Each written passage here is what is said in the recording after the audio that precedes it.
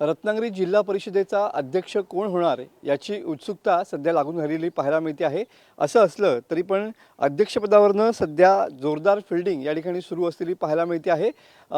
उद्योगमंत्री उदय सामंत यांच्या मतदारसंघातील जिल्हा परिषद अध्यक्ष होणार की गृह राज्यमंत्री योगेश कदम यांच्या मतदारसंघातील जिल्हा परिषद अध्यक्ष होणार याची उत्सुकता सर्वांना लागून राहिलेली पाहायला मिळते आहे। रत्नागिरी जिल्हा परिषदेवरती युतीची सत्ता या ठिकाणी आलेली पाहायला मिळते आहे। रत्नागिरी जिल्हा परिषद अध्यक्षपद दक्षिण रत्नागिरी की उत्तर रत्नागिरीतून या संदर्भातलं लॉबिंग सध्या सुरू झालेलं पाहायला मिळतं आहे। रत्नागिरी जिल्हा परिषदेचं आरक्षण जे आहे ते नागरिकांचा मागास प्रवर्ग महिलांसाठी या ठिकाणी राखीव असलेलं पाहायला मिळतं आहे। रत्नागिरीतून शिवसेनेकडून या प्रवर्गातील 4 महिलांची नावं जी आहेत ती आघाडीवरती असलेली पाहायला मिळत आहेत।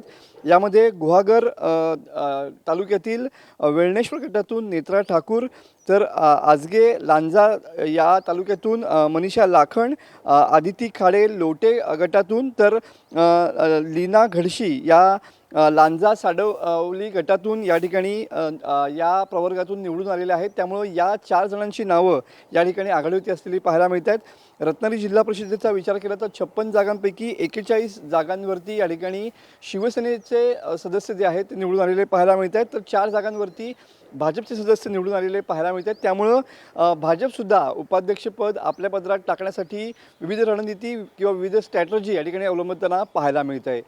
कॅमेरामन समित गजनेसह मनोज लेले, TV9 मराठी, रत्नागिरी।